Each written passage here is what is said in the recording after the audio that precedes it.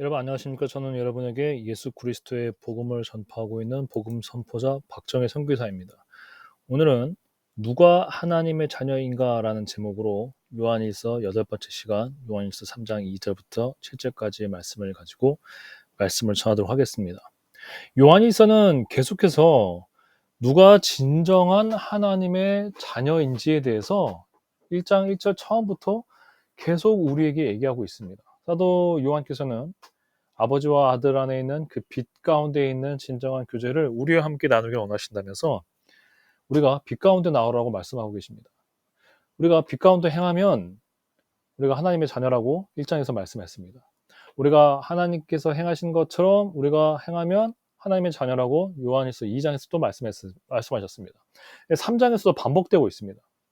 3장 2절을 먼저 보면 사랑하는 자들아 우리가 지금은 하나님의 자녀라 장래에 어떻게 될지는 아직 나타나지 아니하였으나 그가 나타나시면 우리가 그와 같을 줄을 우리가 아는 것은 그의 참모습 그대로 볼 것이기 때문이니 자 우리가 지금은 하나님의 자녀라라고 말씀했습니다. 그 장래에 어떻게 될지는 우리가 모르지만 주님처럼 될 것이라 라고 말씀하고 있습니다. 자 근데 우리가 항상 성경을 보고 싶은 것만 보는 게 문제라는 거예요. 또 2절 보면서 그래 내가 하나님 자녀야 아멘 하고 넘어가 버린다는 거죠. 그러나 하나님의 말씀은 그렇게 하고 있지 않습니다. 하나님의 말씀은 우리가 계속 하나님의 자녀로서 계속 우리가 남아있어야 되고 하나님의 자녀로서 어떤 모습을 지녀야 되는지를 계속 말씀하고 있다는 것입니다. 자, 그래서 3절에 이렇게 말씀하고 있습니다. 주를 향하여 이 소망을 가진 자마다 어떤 소망입니까? 주께서 나타나실 때 다시 오실 때 우리가 주와 같이 변하는 것입니다. 주와 같은 영광으로 변하는 것입니다. 우리 주 예수 그리스도와 같은 영광 가운데로 변하는 것입니다. 이런 소망을 가진 자마다 그의 깨끗하심과 같이 자기를 깨끗하게 한다라고 말씀하고 있습니다. 예수께서 깨끗하심과 같이 우리도 우리를 깨끗하게 한다는 것입니다. 예수께서 어떻게 깨끗하셨습니까? 예수께서 계속 죄를 멀리 하셨습니다. 죄와 싸우셨습니다. 그리고 하나님의 뜻에 순종하셨습니다. 성령의 충만함에 자기 자신을 계속 맡기셨습니다. 우리 요한일서 1장에 처음 말한 것처럼 우리가 우리 죄를 고백하고 우리가 죄인임을 고백하고 우리가 죄됨을 우리가 죄악의 본성을 가지고 있음을 우리가 주님 앞에 고백하고 우리가 지은 죄들을 고백하고 주님 앞에 계속 나아가서 주님 앞에 주님의 깨끗하심 가운데 나아갈 때 주님이 우리를 깨끗하게 한다고 말씀하고 있습니다. 그것뿐만 아니라 죄를 짓지 말아야죠. 자기를 깨끗하게 하는 것은 죄를 짓지 않는 것입니다. 그래서 요한계시록에서도 그 옷을 빠는 자마다 복이 있다고 말씀하고 있습니다. 그 옷을 빠는 게 무엇입니까? 자기를 거룩하게 하는 것이에요. 주님의 능력이 우리를 거룩하게 하시는데 나도 나를 거룩하게 해야죠. 의를 행해야죠. 죄를 짓지 말아야죠. 그러면서 주님부터 은혜를 달라고 해야죠. 그런 주님께서 우리에게 성령님으로 통하여서 죄를 짓지 않을 수 있는 능력을 주시고 의를 행할 능력을 주시는 것이죠. 그럼 우리는 그렇게 행해야죠. 자, 우리가 여기서 굉장히 조심해야 되는 게 있습니다. 은혜만 바라면서 아무것도 하지 않는 거. 이거 죄라는 거예요. 저는 이게 지금 현대 교회에 아주 팽배해 있다라는 것입니다. 은혜만 말하고 우리가 자기를 깨끗하게 한다. 자기를 깨끗하게 한다. cleanse himself. 자기를 깨끗하게 한다. 행동이 있어요. 행동. 우리가 행해야 할 행동과 행위가 있다는 것이죠. 이거를 깽거리 무시한다는 거예요. 이게 지금 현대 기독교에 나는 극단적인 증상이고 이게 지금 굉장히 문제예요. 여러분 은혜가 주님의 은혜 100, 우리의 은혜 100이에요. 물론 이 둘의 크기를 비교하면 하나님의 은혜가 절대적으로 크겠죠. 주님께서 성령의 은혜를 주셔야 인간은 의를 행할 수 있어요. 죄를 이길 수 있어요. 그런데 반드시 우리가 행해야만 해요. 주님이 행해라고 했으니까요. 행하는 자에게 은혜를 주시는 거예요. 근데 여러분 이걸 없앤다는 거예요. 이게 지금 극단적인 은혜주의라고 할까요? 과거에 교회에 율법주의가 팽배했다면 이 과거라는 것도 뭐 몇백 년 전인 것 같아요. 율법주의는 이제 거의 찾아보기 힘들고요. 이 은혜주의가 팽배합니다. 은혜주의. 은혜만 있으면 된다는 거예요. 아니에요. 율법이 필요하다는 게 아니라 우리 순종이 있어야 돼요. 순종이. 그게 주님의 방법이니까요. 왜 그러냐? 누구한테 따져요? 저한테 따지지 마세요. 주님한테 따지세요. 말씀한테 따지세요. 주님한테 따질 겁니까? 아니죠. 주님이 하라고 하셨잖아요. 주님은 우리를 로봇으로 만들려는 게 아니에요. 주님은 우리를 식물 인간으로 만들려는 게 아니에요. 하나님의 형상입니다. 자원에서 선을 행하는 자, 기뻐함으로 의를 행하는 자, 기뻐함으로 주님의 뜻을 따르려고 하는, 주를 따르는 자를 만들려고 하는 거지. 주님은 분명히 주님이 그냥 하늘로 가만히 있는 사람, 그거를 만드는 게 아니에요. 주님이 하신 여러 가지 비유, 옹기장이라고, 주님이 옹기장이신 거 맞죠? 우린 톡이다. 비유 중에 하나죠, 여러 가지. 근데 이것만 갖고 하지 말라는 거. 우리는 아무것도 게을러서 아무것도 하고 싶지 않아서 은혜만 있으면 된다 라고 말한다는 거죠. 그리고 실제로는 깨끗하게 하질 않아요. 자, 그러면 이러한 게 굉장히 팽배한 게, 특별히 칼빈주의 교회들이 굉장히 팽배한데, 지금은 칼빈주의였던 교회였던 아니었던, 뭐 그래서 뭐 감리교였던, 심지어 알메니우스도 문제가 많습니다만은 뭐 감리교라든지 여긴 또 너무 행위를 높인단 말이죠. 너무 행위를 영화롭게 한단 말이에요. 이것도 문제예요. 그러나 감리교 쪽 파건, 알메니우스 쪽 파건, 웨슬리안이건 다 지금 이게 들어와 있어요. 은혜면 다 된다. 우리는 뭐 특별히 할 수도 없고 할 것도 없다. 주님이 우리를 깨끗하게 하시는 거지, 주님이 우리를 깨끗하게 하지 않으시면 우리가 무슨 소용이 있냐. 주님이 택한 자들만 구원한다고 했으니까, 주님이 날 택하셨으면, 우리가 지금 하나님의 자녀라고 했으니까 우리가 죄를 지어도 괜찮다. 이게 지금 엄청난 문제라는 거예요. 글쎄요, 칼빈 자신이 이렇게까지 얘기했는지 모르겠습니다. 물론 저는 칼빈이 온전한 그리스도의 종이라고 믿지 않습니다. 네. 그분이 옳은 말도 하신 것도 있지만 그분의 삶을 보면은 정치적 성향이 강했죠. 본인이 원하고 원하지 않았건. 예수님이라면 절대 그런데 가담하지 않았을 거예요. 예수님의 제자들이라면, 사도 바울이라면, 베드로라면, 요한이라면 절대의 국가와 종교, 도시와 종교를 같이 있게 하려고 하지 않았을 거예요. 세속심을 사랑하지 않았다는 거죠. 근데 그는 그렇게 했단 말이에요. 그래서 어쨌든 칼빈 자신에도 문제가 있지만, 난 칼빈이 그 정도까지, 지금 이 칼빈주의자들이라고 불리는 사람들이 나오기까지, 이 정도까지 이 사람이 정말 아무것도 하지 말라고 했느냐, 저는 거기엔 굉장히 의구심이 있습니다. 근데 칼빈주의자들은 더 간 것 같아요. 더 가서 정말 정신이 나갔다는 거죠. 정신이 나갔다는 밖에 표현이 안 돼요. 주님의, 이것을 넘어서는 이야기지만 하나님의 예정이 분명히 있습니다. 그러나 하나님이 우리를 예정하셔서 구원을 얻었다는 것은 우리 보고 아무 순종도 할 필요도 없다라는 말로 하려고 이런 말씀들을 하신 게 아니에요. 구원을 얻은 우리가 감사하라는 뜻에서 에베소서라든지, 우리가 골로새서라든지, 뭐 로마서에서도 그렇죠. 로마서에서라든지 이렇게 예정하심에 대해서 얘기하신 것은 우리 보고 교만하지 말고 감사하라는 거지, 너희는 순종할 필요도 없고 노력할 필요도 없다라고 하지 않았다는 거예요. 그 에베소서에서도 골로새서에서도 우리 보고 계속 말하잖아요. 옛 사람을 버리고 새 사람을 입으라라고, 옛 것을 버리고 죄를 짓지 말고 새 사람을 입으라라고 명령하잖아요. 주님 주신 은혜에 감사를, 네 잘나서 구원 얻은 게 아니라 주님이 너를 창세전부터 구원하려고 예정하시고, 우리를 예정하시고 하나님의 자녀로 예정하시고 은혜를 주셨기 때문에 구원 얻은 거에 감사해라고 우리 보고 겸손하라고 그 말씀을 하신 거지, 순종하지 말라고 하신 게 아니에요. 근데 왜 엉뚱하게 이걸로 가냐는 거죠. 아닙니다. 특히 장로교 여러분들, 특히 한국 교인 여러분들, 미국 교인 여러분들, 아메리칸 처치에서 이러지 말라는 거예요. 죄예요, 죄. 왜 말씀을 남용합니까? 사탄이 잘하는 게 말씀을 오용하는 거예요. 지를 방어하기 위해서, 지 죄를. 말도 안 되는 거죠. 그러면 성경은 한번 하나님의 자녀로 예정받았으면 그들은 뭐 아무렇게나 살아도 상관없다라고 말하느냐? 그렇지 않다라는 거예요. 계속 경고하고 있죠. 하나님의 자녀이지만 타락할 수 있다. 주님이 지키시지만 네가 타락의 길을 선택하면 어쩔 수 없다. 자, 우리가 사도 베드로를 봅시다. 사도 베드로를 봅시다. 유다랑 비교를 해볼게요. 유다도 성령을 체험했겠죠. 물론 아직 성령을 거듭나지 않았겠지만 성령을 체험했을 거예요. 왜냐하면 예수님의 제자들을 보낼 때 다 능력을 줬잖아요. 근데 두 사람 다 예수님을 배신을 하는데, 베드로는 배신까지 할 수는 없죠. 부인한 거죠, 잠시. 자, 유다는 배신했어요. 이거는 이미 선을 넘었습니다. 이거는 용서받을 수 없을 만큼의 죄를 졌어요. 그런데 이 사람이 이 죄를 짓고 나서 어떻게 했어요? 회개를 했습니까? 회개하지 않았어요. 그래서 그는 기회를 얻지 못했죠. 근데 이게 이 사람이 잘못한 건데 또 보면은 예수님은 그 사람이 이렇게 예정돼 있다고 했어요. 근데 이 사람이 예정돼 있다고 해서 한 주님이 유다를 강제로 배신하게 만들고 회개하지 못하게 만드는 게 아니에요. 주님은 분명히 유다에게 기회를 줬어요. 마지막 만찬에서까지, 최후의 만찬에서까지 계속 유다에게 찔림을 줬다고요. 근데 유다가 지가 스스로 지 할 일을 하러 나가버리잖아요. 근데 베드로는 이 부인하는, 배신까지는 아니죠. 자기 너무 무서워서 갑자기 부인한 후에 회개한단 말이에요. 베드로는 회개했어요.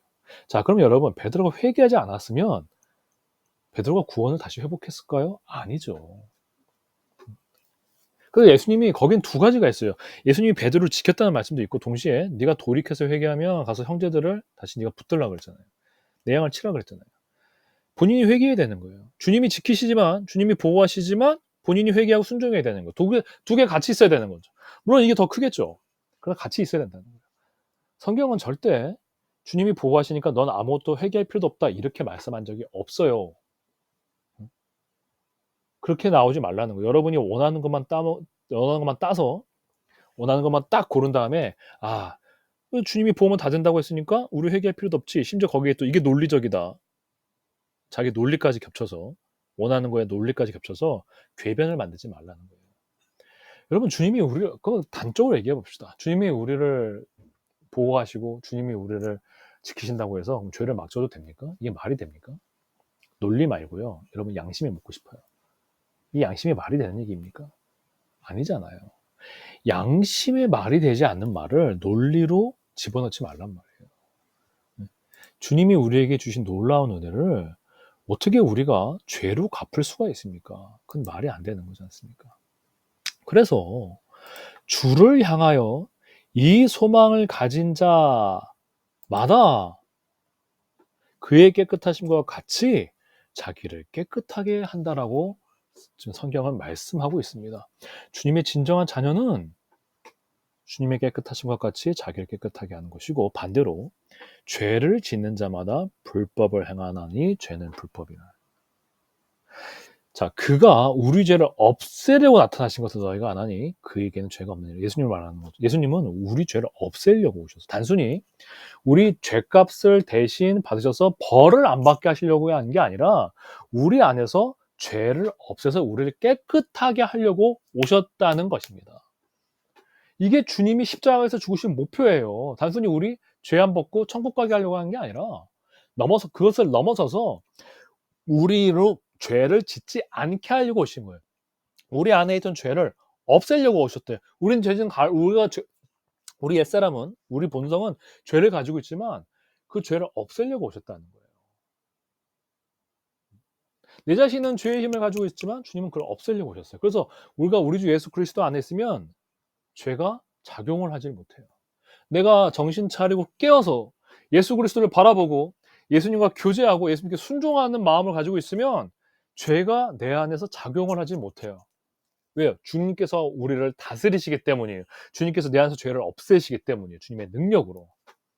그래서 우리가 죄를 안 지을 수 있는 거예요.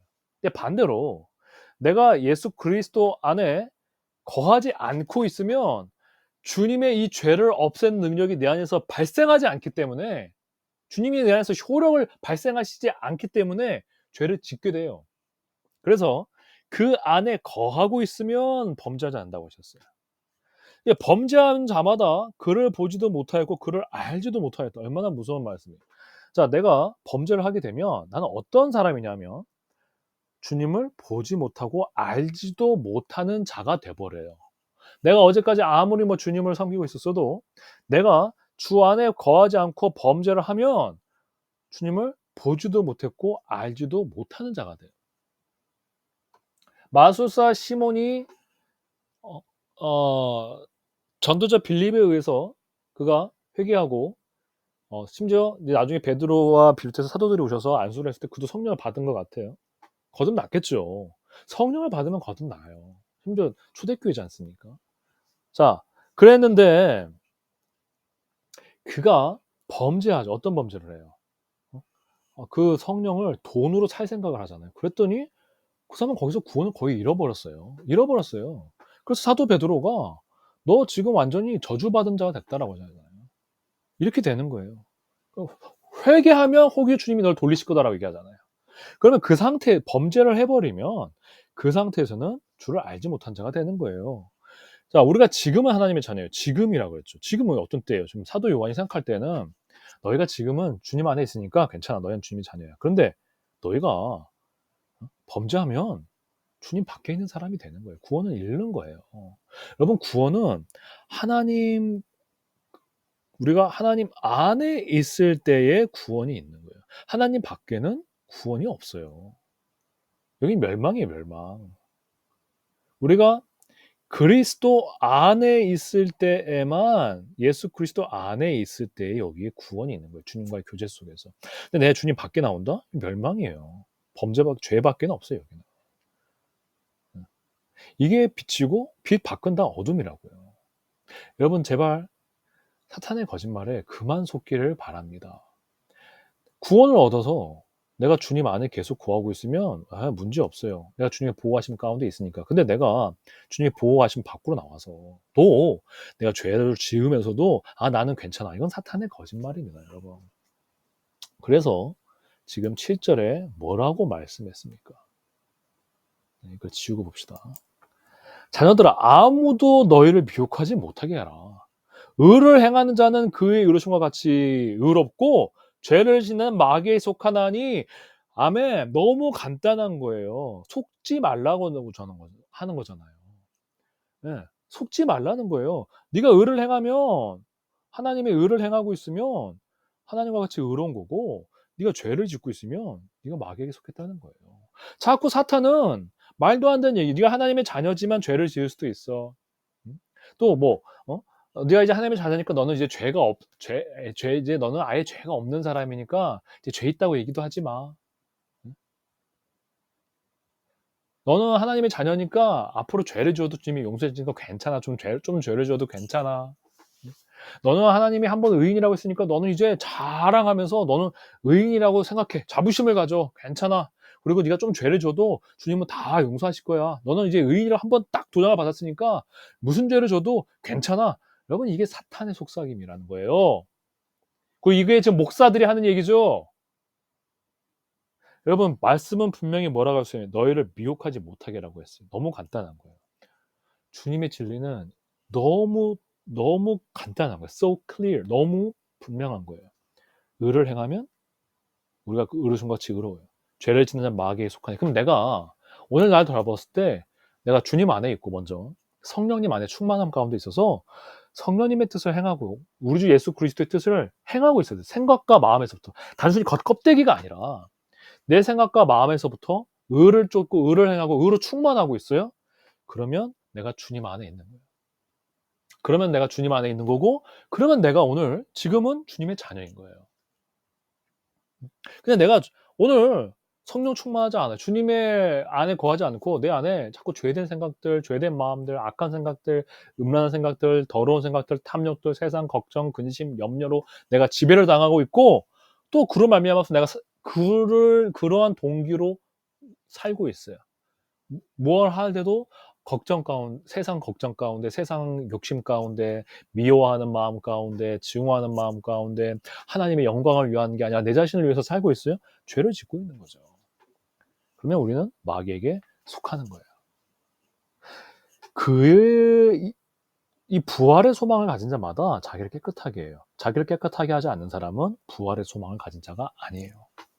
너무 간단한 말씀인 거죠. 이게 예수님께서도 계속 하셨던 말씀이잖아요. 마태복음에서도 뭐라고 하셨어요? 그 열매를 보고 그 나무를 안다고 했어요.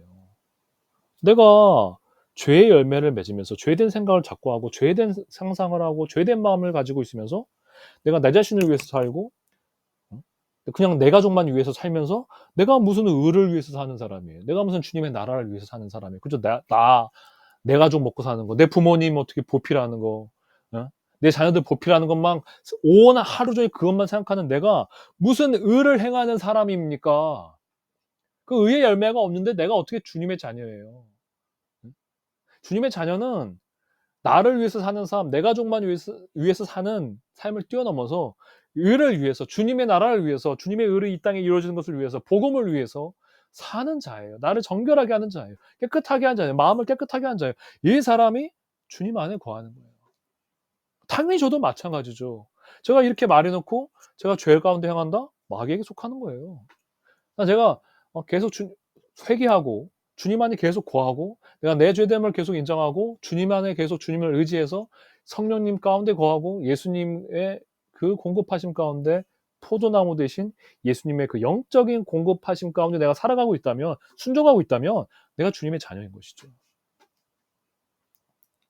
자, 그래서 우리가 행함으로 구원을 얻지 못한다는 것은 율법의 행함을, 율법의 행함을 부정하는 것이고, 또 우리가 행함으로 구원을 얻지 못한다는 것은 우리가 이 의를 행하는 것 자체만으로는 우리가 구원을 얻지 못하고, 우리는 첫째는 기본적으로 믿음으로 말미암아서 주님의 은혜로 구원을 얻죠. 그러나 반드시 진정한 우리가 주님의 은혜 안에 거하고 있다면 행함의 열매를 맺게 돼요. 그래서 우리의 인간의 행함으로는 하나님의 심판대를 절대 통과하지 못합니다. 왜요? 하나님 기준의 의를 절대 행하지 못해요. 이게 예수님께서 마태복음에서 말씀하셨던 것처럼 너희가 서기관과 바리새인들의 의보다 너희 의가 더 크지 못하면 들어가지 못한다고 말씀하신 것 같아요. 그러면 예수님이 말씀하시는 그 서기관과 바리새인들의 의를 뛰어넘는 하나님 나라의 의는 우리가 믿음으로 말미암아 주님의 은혜 안에 있을 때에만 그런 의를 행하는 열매를 맺을 수가 있고, 주님의 심판대에서는 우리가 예수 그리스도 안에서만 맺을 수 있는 진정한 의의 행함을 맺었는가 아닌가로 마지막 심판대에서 우리를 판단하신다고 하셨어요. 아시겠죠? 우리의 구원의 시작은 믿음으로 말미암아서 은혜로 시작되는데 진정한 구원은 행함의 열매를 맺는다는 거예요. 그래서 우리가 행함으로 구원을 얻는 게 아니라 은혜로 구원을 얻는다고 얘기하는 거예요. 그러니까 본질적으로는, 최종적으로는 주님이 주신 은혜가 우리의 구원을 시작하게 하고 우리를 변화시키고 또 우리의 행함까지도 열매를 맺게 하기 때문에 결국에는 주님의 은혜로 우리가 구원을 얻는 거예요. 내 노력으로 내잘라서 구원을 얻다고 말할 수는 없어요. 누구도. 그런데 주님의 은혜 안에서 주님의 은혜 가운데 거하고 은혜 가운데 순종하는 자는 반드시 행함의 열매가 있다라는 말씀이에요. 이게 없으면 마귀에게 속한 자예요. 우리가 의를 행하고 있다면, 의를 행하는 게 처음이, 성경은 내 힘으로 행하는 게 아니라 인간이 의를 행하는 걸 처음 시작은 하나님께 의탁하는, 하나님을 믿고 하나님께 순종하는 거예요. 예수 그리스도를 믿고 그에게 의지하는 거예요. 의의 시작이 인간이. 그리고 여기서부터 하나님의 의가 우리를 변화시키는 거예요. 그래서 주님이 원하시는, 하나님이 원하시는 의의 열매를 맺게 되죠. 그래서 우리가 예수 그리스도 안에서 그의 능력으로 말미암아 의를 행하고 있다면 우리가 하나님의 자녀예요. 그러나 내가 예수 그리스도 안에 거하지 아니하여서 죄를 짓고 있다면 마귀에게 속한 자입니다. 너무나 간단해요. 여러분, 이상한 사람들이 만들어 놓은, 사람들이 미혹하는 것을 만들어 놓은 예정의 교리, 한 번 구원은 영원한 구원, 견인의 교리 같은 걸로 지금 내가 죄를 짓고 있는데도 불구하고 안정감을 가지려는 말도 안 되는 시도를 하지 마세요. 그게 미혹당하는 거예요. 오늘 내가 정직하게 서서 내가 주님 안에 거하고 있는 것 같지 않으면 온전히 회개하고 예수 그리스도 앞에 나아가서 변화되고, 계속 얘기하는 바입니다만 주님께 순종하여 주님의 거룩한 교회를 이루세요. 세상에 타락한 교회에 나와서 주님이 원하시는 복음 가운데 있는 교회의 한 몸이 되십시오. 그리고 주님께 계속 순종하며 사십시오. 그게 주님이 원하시는 삶입니다. 성경에서 그렇게 말씀하는 거예요. 네. 또 이거에 대해서 지금 또 계속 다음 시간에도 2절부터 7절 안에 또 말씀드릴 게 더 있습니다. 말씀을 드리도록 하고, 저는 지금 평일에는 경기도 인천이 아니라 이천이죠. 용인 옆에 있는 이천에서 일을 하고, 주말에는 강원도 동해로 내려오고 있습니다. 함께 예수 그리스도 안에서 빛 가운데 행하기로 결심하고 함께 나아가길 원하시는 분들은 연락을 주시길 바랍니다. 감사합니다.